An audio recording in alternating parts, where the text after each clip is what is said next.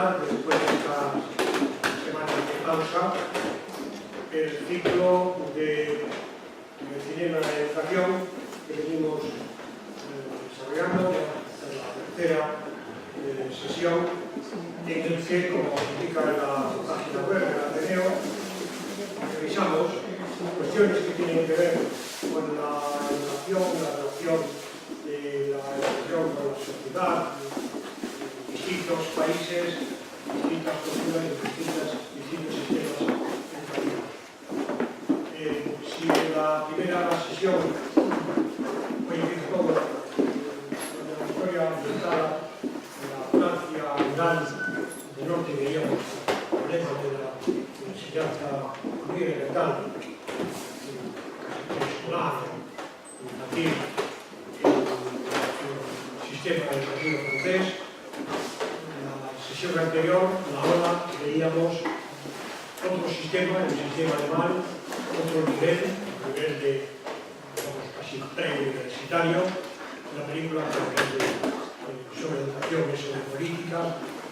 Hoy vamos a un territorio muy próximo, que es una aldea de Galicia, pero en un tiempo un poco lejano. Lo que sería el curso escolar 35-36, curso inmediatamente anterior al alzamiento de julio del 36, en una aldea rebelde. Es la película As linguas das borboletas, las lenguas das mariposas, basada en algunos cuentos de Manolo Rivas y dirigida por José Luis Cueva.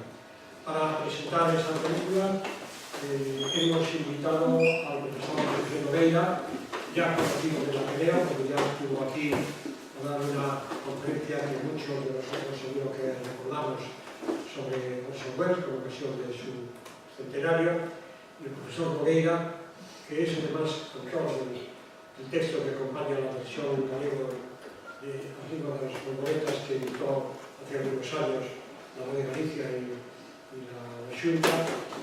José Nogueira nos va a presentar la película y luego estará con nosotros al final de la proyección para el coloquio. Como la película hoy no es tan larga como han sido las dos anteriores, podremos estar un poco menos agobiados por el tiempo para el coloquio que tuvimos en las sesiones anteriores. Gracias, José, por venir y tiene la palabra. Gracias a vos, Roberto, por invitarme a este video que se presenta. Gracias a todos por la vuestra presencia aquí. No sé si se me escucha. ¿Qué tal así? Así me veo yo. Muy sensible. Bueno, hace toda una breve presentación como el profesor González Ferran acaba de anunciar y luego se comentamos en mayores todo aquello que consideres pertinente. Bueno, alá polo ano 1983, o chamado decreto Miró, que algúns aquí compraremos, cando Pilar Miró foi a directora xeral de cinematografía, o goberno do PSOE, bueno, planteou para o cine español un deseño de producción global encaminado cara a reivindicación da súa idiosincrasia cultural e asemás da súa homologación europea, un cine espontáneo. Un defeito crítico e historiador do amigo tamén Esteban Biambao concretou os parámetros postos en xogo naquel modelo, pois nunha interesante fórmula que os cito: cine de autor, máis centros, máis adaptación literaria, máis Star System, máis look front. Os componentes podíanse mesturar en diversas proporcións, segundo o caso, pero sempre unha idéntica vontade de polivalencia, sobre todo eso de exportación. Pois ben, na década seguinte, nesta década seguinte, desde os anos 90, cando, bueno, no contexto de impulso que o audiovisual coñece naquele momento, impulso tanto legislativo coa aprobación da Lei do Audiovisual de 1999, como a económico, para entrar no eido da producción unha serie de entidades financeiras, nomeadamente as caixas da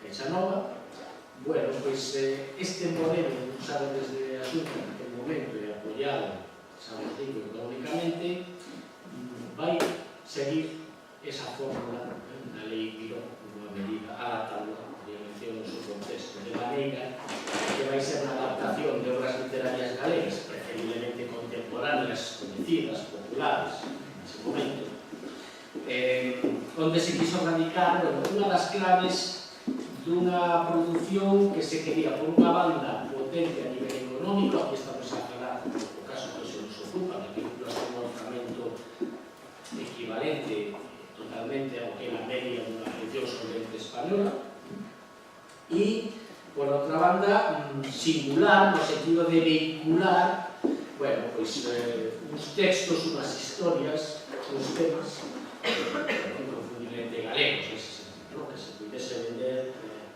a todos os niveis.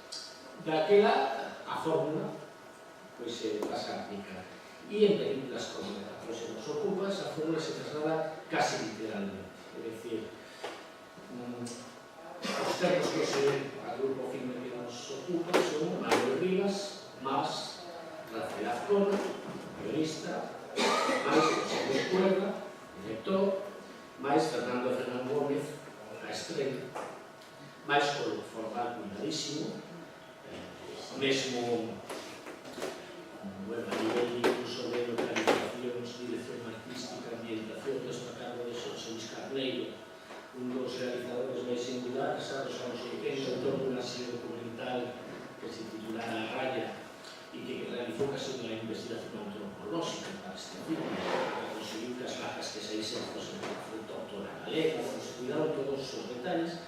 Bueno, pois, como vedes, temos un autor tremendamente popular e coñecido, coa vantaxe, ademais de que era coñecido non só en Galicia, fora, un guionista que, para de Rafael Azcona, por contexto de español, son as palabras, un director, agora con eso, tamén popular, sobre todo en aquel momento, e Fernando Fernández Gómez sobre as presentacións nese sentido. Bueno, desa combinación, francamente, vai ser un filme como si foi con capacidade de vivir directamente no mercado.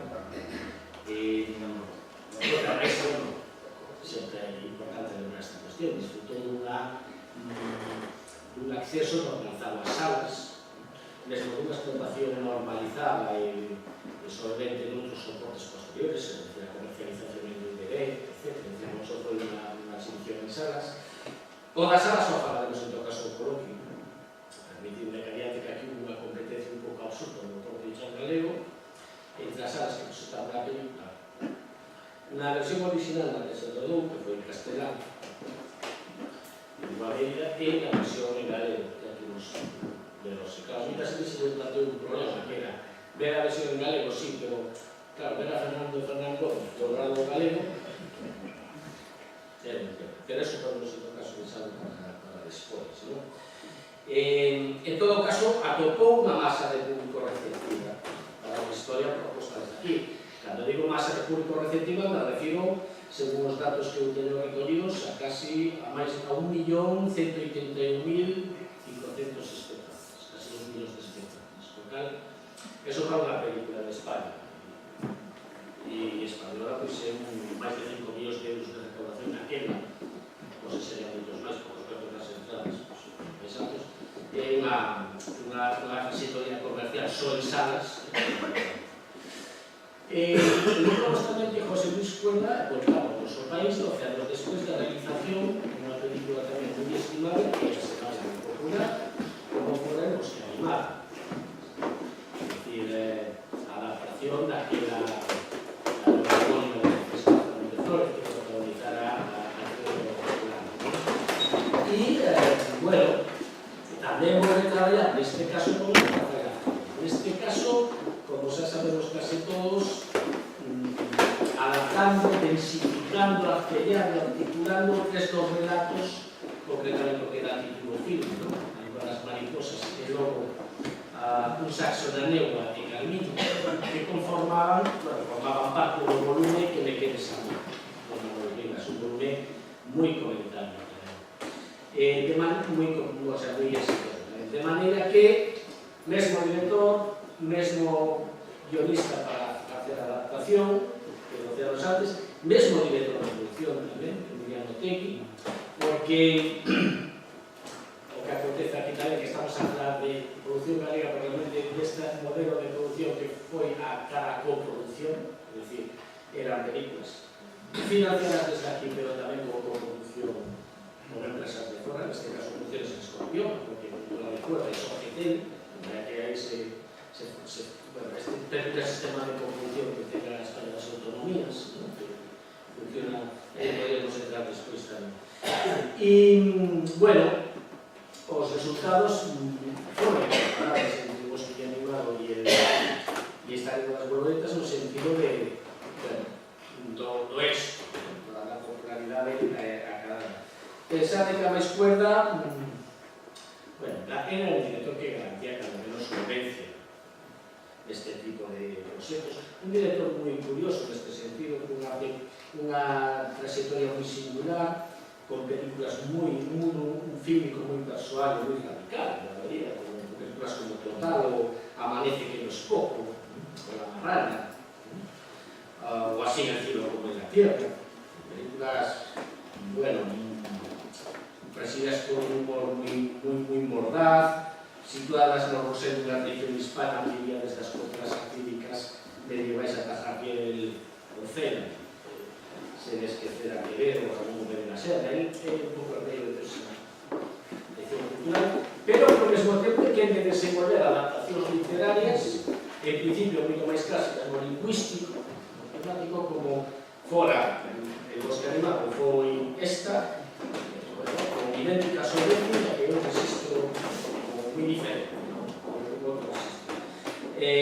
un mundo que, bueno, sabes que vos radico en Galicia, que ten un especial afecto. Evidentemente, entre el Bosque Animado e esta Lengua das Borboletas, que son os cuentos, tamén existen, além dos sus paralelismos, no sentido de narración de relatos rurais, sustanciosas diferencias, ¿no? De entrada, bueno, hasta aquí vemos o idioma de partido, evidentemente.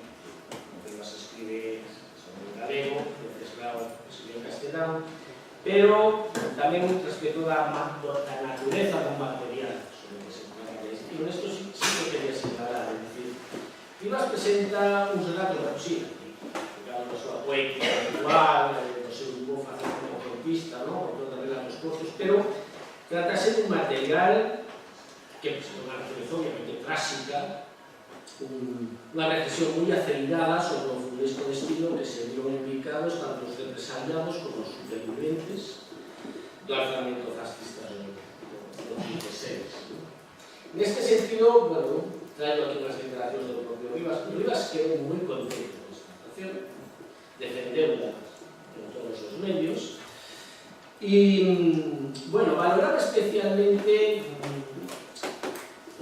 foi especialmente combativo, tiña toda a razón, con fronteses presuizos que pudiesen existir que era doutra película, en noción española hai un tópico, que é outra película máis sobre a guerra civil. Primeiro, é un tópico falso, aparte de cuestionable, pero que é nunhas declaracións que eu recollí nunha revista académica, a Academia de Cine Español, dicía o seguinte, cítonos no propio Castelano, que fixo esas declaracións, porque creo que nos damos unha pista de entrada. En realidad hai poucas películas sobre la guerra civil, y no digamos sobre el franquismo, es decir, sobre el fascismo español. Los jóvenes de hoy pueden ver filmes en los que aparecen los campos de concentración nazis, y me parece fenomenal.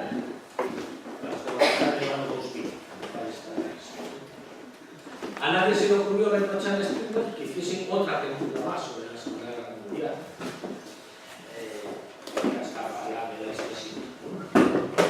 Pero esos mismos jóvenes no podrán ver ninguna película en la que aparezcan los campos de concentración y las cárceles del franquismo. Podríamos hablar de escapismo mágico, una reproducción de la derecha y del ingenio progresista. Bueno, hay que decir que más allá que sin continuar, pero precisamente por la la adaptación de la crónica de Rivas que dirigió al Congreso. Ahí sí que por la primera se podían ver las cárceles, los campos de concentración en Galicia. É un cambio que está sendo falado desta película, claro, e sobre existe esa idea de que Galicia non houve guerra. Claro, o seu territorio nacional e os documentos. Claro, a guerra ten muchas formas. De maneira que máis adiante, eso sí que eu sei, pero bueno, no momento no que falaba Budas, eso era novedoso nese sentido. Por outra banda, tamén é verdade que non é exacto que hai unhas mariposas, nin un relato, nin películas, esa outra película sobre a guerra española, porque históricamente, como ben sabedes, o filme remata xusto cando que se inicia. E é como a antesala a esa guerra. Pero bueno, en todo caso sí que presentamos unha temática aquí de valor que realmente non se trata. Hai que valorar estos que despois o traballo realizado un verdadeiro encaixe no que atella tres relatos absolutamente independientes e que han de facerse encaixe para construir un relato que configura o propio filme, un traballo de densificación, ¿no? En base, claro, evidentemente, a base do relato a lingua das polvoretas, ¿no? Ese relato no que ese mestre republicano afeccionado a entomoloxía, ¿no? Don Gregorio, que encarna a súa soberanía habitual Fernández Fernández Gómez, descorre en liberdade o grado de ignorancia dos seus alumnos e transmite ese modo, ese parlar que nos define o valor e o poder do conhecimento, do saber, é dicir, a idea da escola republicana. E, bueno, é que de encajar ese relato base os outros dous que teñen magníficos momentos, é dicir, a parte frente a unha narrativa, digamos, máis clásica, hai momentos como a morte do grande Carmiña, que nos ve esa secuencia do baile de Entroido, o arrebatador saxo, o sol de saxo, ese escuro premonitorio moi solanesco tamén, como que digo, ten moi presente sempre cuerda Solano, as súas construccións plásticas. Bueno, pois hai que cartear moi ben coa propia cultura. Non quero estenderme máis non quero tampouco para terminar a lectura, no filme, no caso, comentar as cousas a posteriores. Simplemente lembrar, bueno, o magnífico traballo dos inmensos galegos, que agora todo o mundo se está descubrindo, Fariña e todo isto, pero vai a exponer aquí Gonzalo Diarte, Roberto Villalgalán, Manuel Olveira, a propia Oxía Blanco, que é máis que solvente nesse sentido. De maneira que, bueno, podemos deixarlo aquí, planteado aquí, e logo, despois do filme, comentamos a maiores que non, a verdade é eses casos que usaron, fixo a mesma cousa posteriormente, moi pronto, e logo Veneno Prodigio ha desaparecido, sí, é verdade. Bueno, vamos a ver. Bueno, tenemos tiempo para coloquios, las preguntas, las observaciones o los comentarios que queráis hacer, sea sobre la película, sobre la presentación previa o lo que queráis suscitar. El propio José Nogueira, algunas cosas que quedaron apuntadas en la presentación, ahora, si surge, puede desarrollarlas o ampliar. Bueno, yo me centraría fundamentalmente en el tema de lo que pueda reflejar en la película, fundamentalmente el tema de la enseñanza, de los elementos y los fundamentos de la educación que este maestro quería, digamos, trasladar a sus alumnos durante este periodo, ¿no? Yo, en este sentido, me interesa especialmente este tema y referenciarlo en relación con el contexto de lo que era la enseñanza, digamos, hasta entonces, ¿no? Por, de alguna manera, diferenciarlo, ¿no? Sí, obviamente, el relato y luego la película se configuran como inclinarse a escuela republicana, ¿no? Todavía hay una escuela republicana. A época da época, bueno, antes do bienio negro, xa, sino anterior, a educación fora algo fundamental, era o alicerce do sistema, pero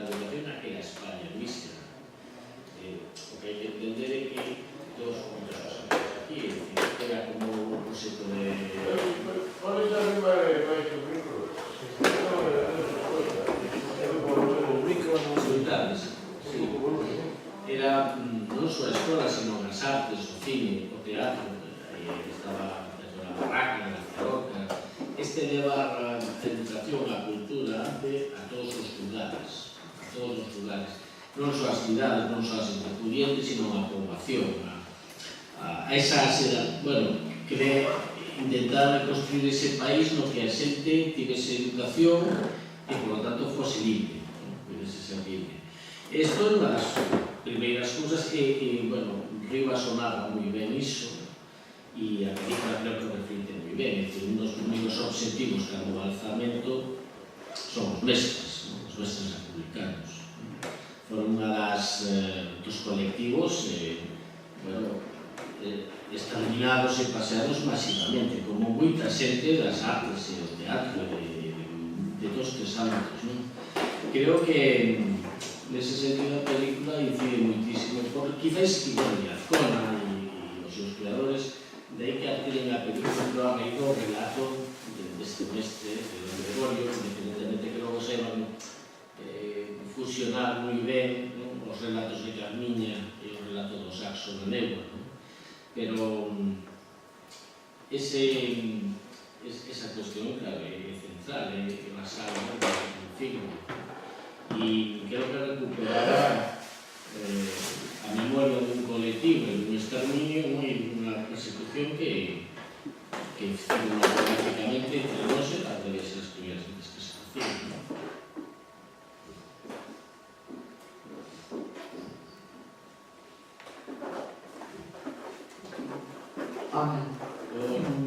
Me gustó mucho la presentación que hiciste, fue muy interesante para así contextualizar la película y ahora que la volví a ver me gustó mucho.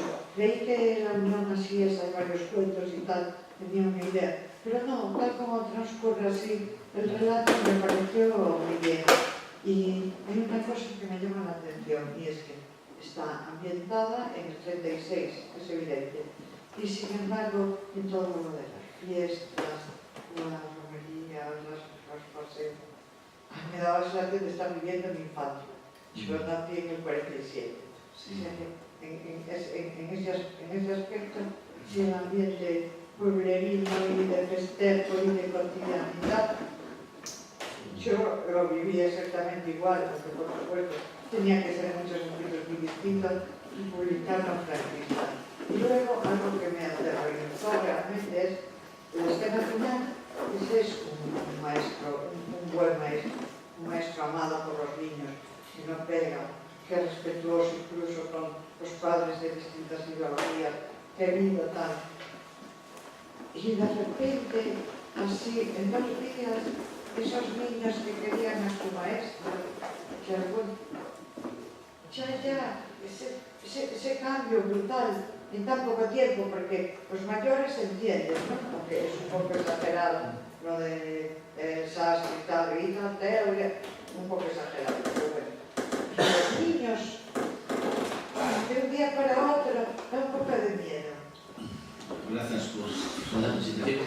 Eu non o vexo así, que se neno é un neno aterrorizado, que fai o que lle manda a nai para... É que o gran tema do relato, claro, porque é unha especie de catarse colectiva, e que ese é o gran tema do relato de Rivas e do filme, é dicir, o tema da guerra civil é terrible, claro, as guerras civiles son as peores guerras que existen. Entón, que pasa nun territorio como foi este, ocupado desde o comercio, quitando algúns días, algunhas semanas que se aguantou en certos núcleos industriais, núcleos como nos arredores de Vigo, por exemplo, en Ferrol aquí, ou nos arredores da Coruña, os barrios industriais, prácticamente o territorio estivosa foi territorio nacional desde o comezo.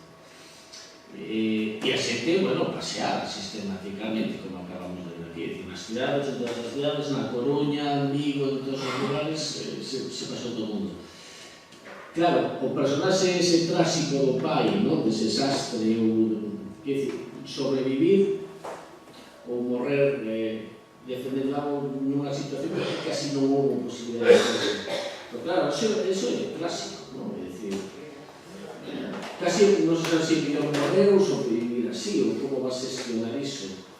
Claro, a nai, e os nenos, a lección dos nenos de para sobrevivir hai que facer iso e esa secuencia final é tremenda porque ese neno cheo de absolutamente rasgado que está a desfogar así nese estado que de pronto claro é o medo é o pánico e comento os outros nenos entón iso é o terrible destes conflitos de conflitos como este. E aquí, sobre todo conflitos nos que ni siquiera hai enfrontamentos, non hai loita, porque desde o comezo casi non hai esa posibilidade.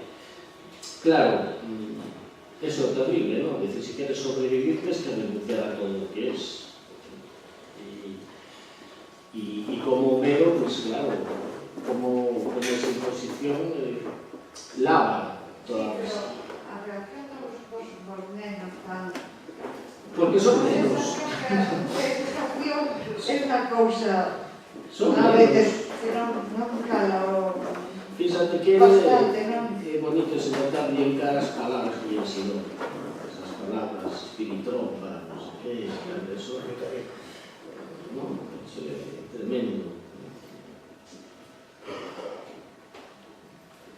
Bueno, a mí pareceme unha maravilla, o sea, é unha película poética maravillosa, dunha ternura de sentimentos maravillosa. E con respecto á educación, esa educación no asombro, esa educación en contacto con a natureza que traballa precisamente o asombro, a capacidade de vibrar o que te rodea, non? Non hai necesidade de sacar unha foto para presentar nunha web, nun portal para que se vexa que se fai. Non, ali o disfrute no momento e esa capacidade de disfrute para a vida, non? E é bestial, é sobrecolledor ese momento final onde precisamente o medo, ese rata, non? Ese que acaba con toda pues, a sensibilidade e fai as persoas acoquinarse, replegarse, todo o contrario do que pregonaba este mestre, non? Para min é sublime, e as interpretacións son maravillosas. E fíjate que o que decías ti antes de a versión doblada, eu cando decía así, pensando en Fernán Gómez, non? Decía, como é posible sustituir esa voz? E, sin embargo, estamos nun país, e, bueno, con as autoridades que tienen a mellor industria do Brasil do mundo, tradición... Isto é unha cousa que fixeron estes, para empezar. Fíxate que comentamos moitas veces as pantallas, é dicir, unha cousa que fixo o franquismo foi impoñer o español, o castelán como lingua, incluso no cine. E aí, porque, bueno, tiña moitas vantaxes. Para empezar, podía permitir a censura ou a transformación de diálogos, se iso era unha cuestión de non contar de imaxes, sino de diálogos, non unha cuestión ideolóxica, pero aparte de eso, é unha cuestión absolutamente estúpida, no sentido de que aí empezou a eterna crise do cine español. É dicir, cando o franquismo lle deu o cine americano, xusta arma que non tiña, que era a lingua. Entón, aquela, ademais, non existió a industria do Brasil, entón, muitísimas películas eran as estranxeiras, moitas se subtitulaban. Había moi pouco, os índices de analfabetismo eran muitísimo máis grandes. Entón, ese impoñer a lingua, bueno, que pasa? Que era unha tradición que se había estado sobre a industria do Brasil. O meu vin as dúas versións e, obviamente, claro, está moi doblada, pero a voz de Fernando Gómez é a Fernando Gómez e a súa cabeza e a súa forma de dicir, non? É un problema irresoluble, é dicir, así como os actores galegos, pues, obviamente, ti cando ves a Lucía Blanco, ou a Gonzalo Uriarte, ou a Manuel Oliveira, os ves moito en galego que na versión española, pois, Fernando Gómez pasou o mesmo. Pero, bueno, eso foi unha situación moi paradosal para o filme na súa explotación sobre todo en Galicia, porque Galicia circularon as dúas versións. E, claro, moita xente decía, non é que non a quera ver en galego, pero claro, que sentido ten doblar a Fernando Gómez ou outros actores? Só foi unha situación moi peculiar. En todo caso, eu creo que aquí se é un grande paradoxo, que isto é un tema que non non introducimos ao comezo, pois se subía que este dos traballos nos que máis podemos poñer como exemplo da construción dunha certa liña de cine nacional popular. É dicir, no sentido gramsciano do termo, non? É dicir, coller unha literatura, unhas narrativas, unha cultura propia e ofrecelas como patrimonio cultural dunha comunidade, non? Nese sentido, pois así como os impresores a xogar ese papel, no mellor no seu día, e antes des impresores a fer de testas, ou máis recentemente as Morgan, por exemplo, a versión de Ignacio Vilar, non? Esta película no seu momento coller unhas referencias literarias propias, un acervo literario propio e con unha vontade manifesta de querer ofrecerse, de querer chegar ao povo, porque esta película realmente chegou, a xente chegou moi ben, esa liña, un certo liña da función galega que se pode definir como nacional cultural, da que acabo de sinalar algúns anos, curiosamente esta película o consigue. Digo curiosamente porque está escrita por Marina e realizada por Manchego. No campo. Eso en su momento foi curioso. E se comentou, dicir, estabas a dicir, non, estas festas, esa cousa tan que parece que eso que se mantén tamén, ese diseño de produción e tal, pero non olvidemos que os dous facedores principais eran foráneos. Logo, no seu momento, eso foi comentado. Evidentemente está o laborei, por eso non o citaba ao comezo, de Xosé Luis Carneiro, que é moi importante, pero a verdade é que a dirección o diseño e función do filme é impecable, magnífico en sentido, en todo, nos animais, nos mobiliarios, nos interiores, nos exteriores, todo está, que cada un traballo antropolóxico. Tamén se realizou con esa, se fixo muitísimo traballo nese sentido. E logo, bueno, cuerda que sempre quen de meter as súas constantes, ese macho cabrío, esas cousas no indroido, esas constantes solanescas moi do seu gusto, precisamente era no seu fin anterior, e que implicadas moi ben. Eu creo que Rafael Azcona, en todo caso, creo que arriba se fixo moi ben, non querer facer a escrita de salir un profesional como Azcona, que sempre no guión. Foi un traballo, lembro-nos, moi valorado, no sitio a que ganou Azcona levou o Goya, o mellor guión adaptado por este traballo. Levou o premio do Círculo de Escritores Cinematográficos, porque este libro non me corresponde en castelano, que me quieres amor, o sea, a versión en castelano,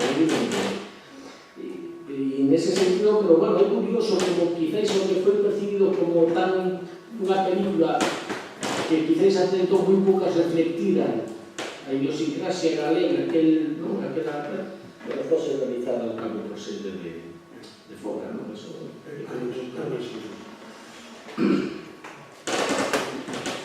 Bueno, boas noites, efectivamente ver a película esta unha vez máis é sempre un placer. Eu creo que a versión galega está moi perfecta, é digna, e a do Brasil tamén queda ben, non chilía, un acaba esquecendo, acaba de poñendo esta voz ao actor, quero dicir que non lle senta mal. Eu tería a palabra para falar un pouco da cuestión de ensinanza ou de educación. A ver, efectivamente, a película non é só unha película de ensinanza, basicamente eu diría que é unha película bastante etnográfica e de memoria histórica, fundamentalmente, isto é o que fala o texto, non? Pero, efectivamente, dentro dese asunto, a cuestión do ensino, desta escola, ou, se se quere, da vida escolar deste neno, é o que ten un protagonismo grande na película, non? E ese mestre que está aí, realmente, el o que fai é xubilarse da República, porque el realmente é un mestre transformado na institución libre de ensinanza e que recolle todo o pensamento pedagóxico da institución libre de ensinanza. Claro que a institución libre de ensinanza onde atopa, digamos, o acubillo adecuado e todo o pensamento pedagóxico da institución libre de ensinanza é na escola republicana. Sí, anteriormente, a cuestión, digamos, o pensamento da institución libre de ensinanza era un pensamento bastante elitista, reducido aos sectores da burguesía, digamos, máis ilustrada e demais. Entón, este tipo de pedagogía e este tipo de métodos de traballo sí que atopa o espazo perfecto para desenvolverse no seo do pensamento educativo republicano, non? De maneira que ele é un claro representante da institución libre de ensinanza e nese sentido hai cousas que son moi características desto, non? Decía antes a compañeira, isto do contacto ca natureza, realmente en España que introducir son eles, está tomado da ilustración, de Rousseau e de máis cousas máis, pero que no traslada ao caso español, institución libre de ensinanza, ou outra idea que se ve moi ben tamén na película, que é a educación para a vida. Non hai a pretensión de introducir grandes contidos académicos, ni matemáticos, ni científicos, sino educado para ser capaz de desenvolverse como unha persoa libre, como unha persoa ilustrada, capaz de donde o coñecemento é un instrumento para a liberdade. Esta idea de educar para a vida é outra das claves tamén do pensamento, digamos, da escola nova, e aquí traído por a institución libre de ensinanza. Entón, eu creo que iso está ben reflectido, vese ben, e ten un papel, sí, relevante na película, e dá gusto ver isto, non? Sí, aquí o concepto totalmente, o sea, que se enfrontaba e desbotaba o que podemos chamar o asimilacionismo. E que se perdeu. Bueno, e creo que está moi reflectido tamén porque era a escola rural, non? Esa escola unitaria, con todas as cidades un pouco reunidas, non? Eso se reflecte moi ben tamén. Bueno, todo iso que a censura da guerra fixo que se perdese neste país, non?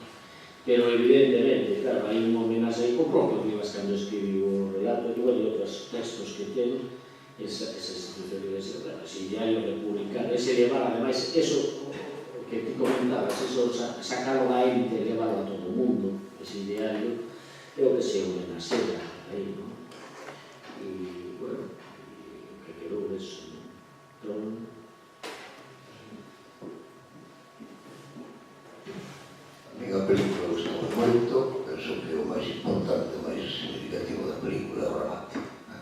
As escenas finais son precisamente o que define a película para mí. En fin, emocionante, no sentido literal total.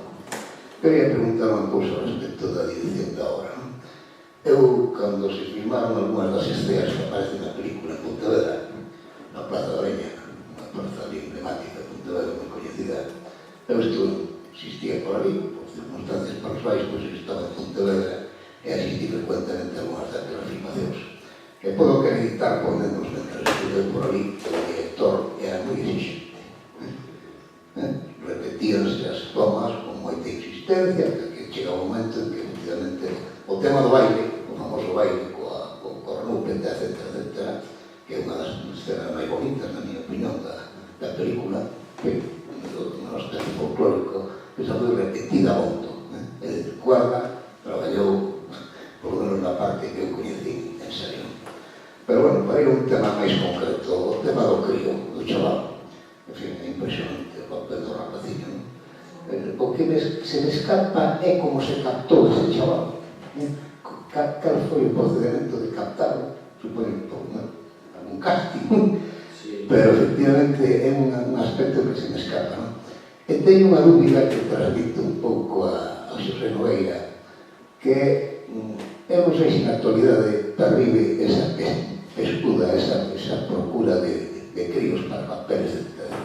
É un pouco a dúda que me existe desde un punto de vista, digamos, jurídico, con toda a modestia do mundo, é o papel dos pais. É dicir, ata que punto esa capacidade intelectual, técnica, ou como se quera chamar dos críos, é usufructuada por os pais, non? Non sei este tipo de cousas, desde un punto de vista, claro, teño que preguntarse por cinematográfico, obviamente, podo preguntar por jurídico, non? En fin, un pouco que podes decir ao respecto desto. Moitas gracias. a ver, isto había moito según dos países, como toda a legislación. Hai países con unha legislación moi rígida, nesse sentido. De feito, por exemplo, en calquera producción estadounidense, si temos adoitase buscar, unha das, sobre todo se temos unha serie, se unha producción con muitas horas de rodaxe e muitos días de rodaxe ao ano, normalmente o castigo que implica o que comporta o que te obriga a buscar nenos ou nenas que tienen irmáns severos. Sí. Porque, claro, non poden estar máis dun número de horas moi determinado no prato de rodaje. Entón, se pisas nos créditos de algunas pelis ou series destas veces, pois o personaxe tal, que é unha nena, pois hai dous nomes, son os das dúas irmás.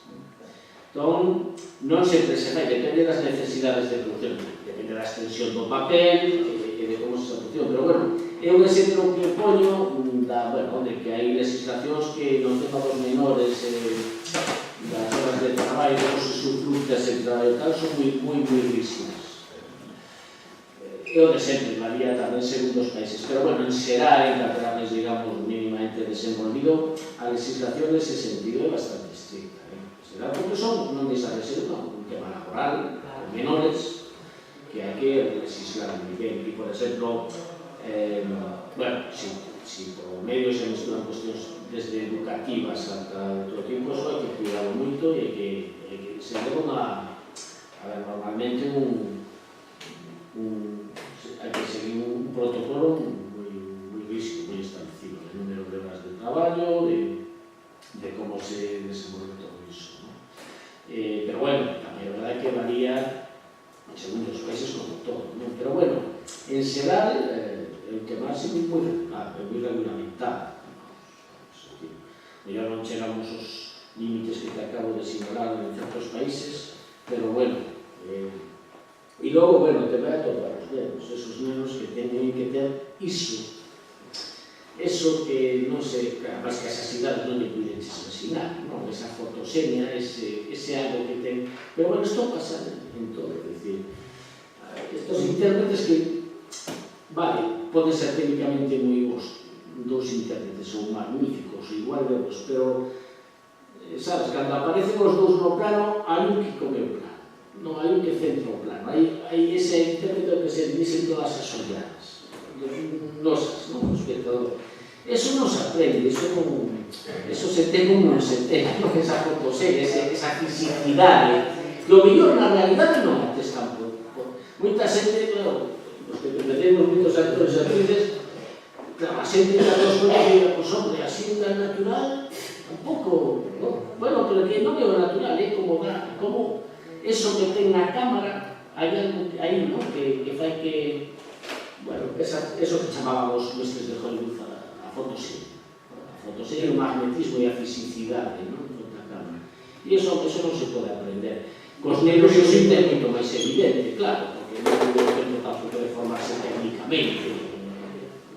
E logo esas cualidades naturais que, bueno, que teñen desde o comezo de muita xente para certas cousas que para actuar tamén, eso é así, non? De feito, algúns deles, comentábamos antes, non? Tamén novas, andábose, están... Quería comentar a propósito de los hai algúns deles que son os directores adultos. De los actores infantiles que Lozano, por ejemplo, Lozano, que sí. Recuerdo que pocos años después hubo un festival en Cine Europa, le dieron una serie de premio y tal, y bueno, se supo, yo lo oí decir, que era un niño de Santiago que lo había cogido en la Salle, después llegó, prácticamente desapareció, hizo creo que en razón, una experiencia en el momento, pero sí, luego, lo que pasa es que tampoco se lo investigué eso, como ya tampoco quiso seguir. Y en cambio hay los otros dos actores protagonistas, tanto su amigo, que es Tamar Novas, que ha hecho una carrera y sigue haciendo, y la niña que es más o menos su novia, no recuerdo cómo se llama, pero es una actriz que trabaja en la televisión de Galicia. Yo me di cuenta, no recuerdo cómo se llama, pero es... Tamar Novas de todos creo que tengo una carrera muy sólida. Sí, han sido los dos, y es curioso, ¿no? De los tres niños que protagonizan el más protagonista no ha hecho carrera, y en cambio los otros dos que sí han continuado y siguen. Lo que pasa es que no lo seguí, eso no tenía vocación de hacer esa carrera. Tenía cualidades, pero no tenía esa vocación de hacerlo. Pero sí es verdad que la película está impresionante. Además era, claro, O de sempre, nas películas con nenos sempre moi complicado. Claro. Tens que basear boa parte do filme, a parte que aquí hai unha cousa que a Azcona fai, que fai unha moi boa manobra respecto do relato que lo risco. O relato está narrado desde o punto, o sea, o narrador é o moncho, o pardal, non, o moncho adulto, que lembra aquilo. E aquí non, aquí se narra en tempo presente, por así decir, desde claro, o punto de vista do neno. Isto dá xogo dramático, evidentemente, nos funciona, pero bueno, tamén é un risco porque tens que basear unha parte da película no rapaz, non? Entón, complicado sobre todo porque ten escenas moi complicadas, que explicar un rapaz, non? Canto o que dis do traballo de cuerpo, cando se habitual no cine, o cine se repite outra vez, está esa película tan didáctica e da Noche Americana de Truffaut, lo que despois de rodar 7 veces unha secuencia de perfecta, que facemos agora? Repetimos. Sempre se fai unha toma máis por se acaso. Logo montases a traballar con eles, non? Por eso é normal, non? Mas se máis escenas complexas con moitos figurantes, e como eran estes, non?